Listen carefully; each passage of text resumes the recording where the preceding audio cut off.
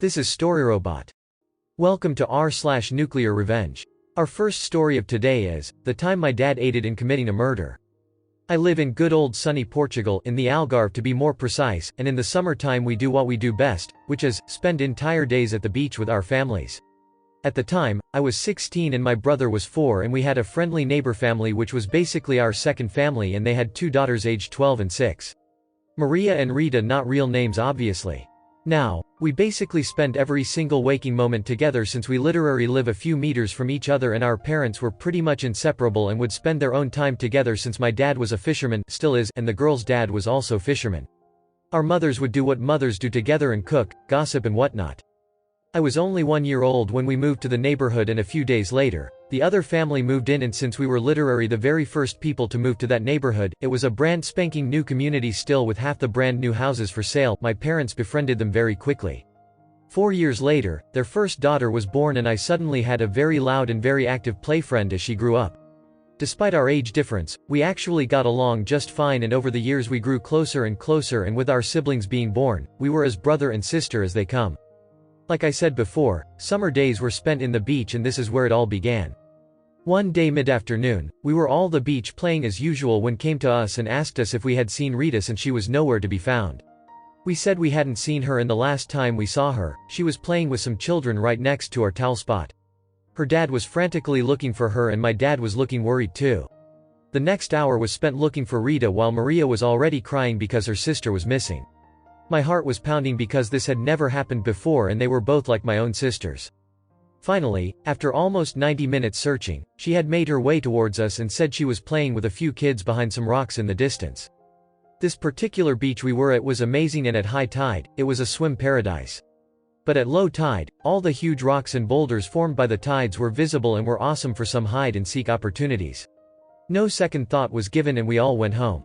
Later that night, Rita's dad came to our home in tears and extremely furious. Turns out, Rita had been sexually assaulted by someone at the beach and was threatened with death if she was ever to tell anyone. Rita's mom found out when she was giving her bath and discovered her bodysuit. She wore one of these because her skin is a bit sensitive to the sun, had a cut in the crotch area big enough to reveal her privates, and there was blood all over it. She was immediately rushed to the hospital where the suspicions were confirmed that she was indeed assaulted. Even her dad was made a suspect after talking to the police, but was released after his wife's testimony. He was furious. There was someone at that beach we go to for years that has been snatching and raping little girls. After he talked to the police, they said there was nothing they could do since there was no DNA or evidence. Apparently the sick beep used a condom, and that the best they could do was send out a patrol to the beach, but the presence of uniformed officers would scare away the rapist. Days had passed and the behavior of Rita changed immensely, and she started avoiding me and any other boys in the neighborhood. She would get extremely scared around adults, even to the point of peeing herself and crying uncontrollably. I didn't understand what was happening because during this whole ordeal, I was completely oblivious to what had happened to her. I only found out 20 years later. I knew something was wrong since I had overheard both our moms crying over it, but I didn't know what it was. So both our dads started plotting revenge and to end that pervert's reign of terror. One night, as they were talking to each other about what they could do about it, Maria had sneaked out of her room and overheard everything. She approached them and said, "Is this about the man that hurt Rita? I can help." They both stared at her and told her to go to bed and forget what she heard. Maria insisted and said that she wanted the man that hurt her sister to just disappear.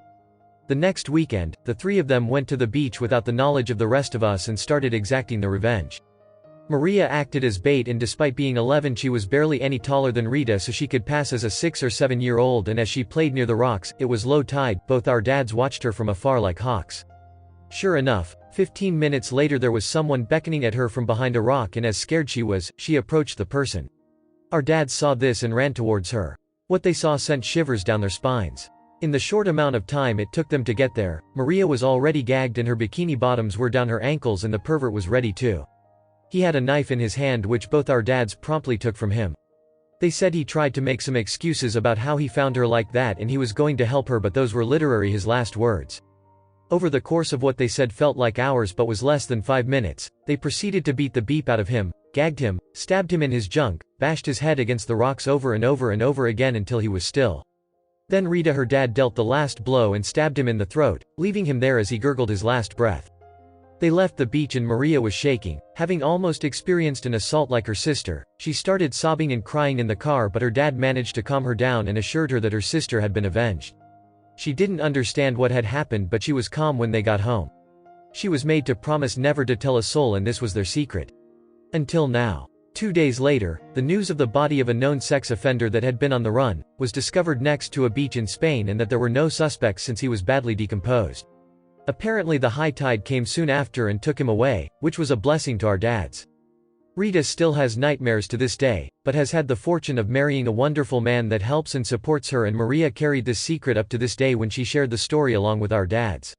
We were shocked, and my mom was furious at my dad because he could have been arrested and our family torn apart. Rita, her mom, started crying and begged her husband to tell her he was lying and that she couldn't believe her husband was a murderer. Maria intervened and says she was as much an accomplice as our dads. Rita was not present as she was in the hospital delivering her first baby, and we all agreed never to tell her anything. Our last story of today is entitled Ladies Porsche Loses Tires. Okay, so this story took place back when I was in Florida in the early 90s.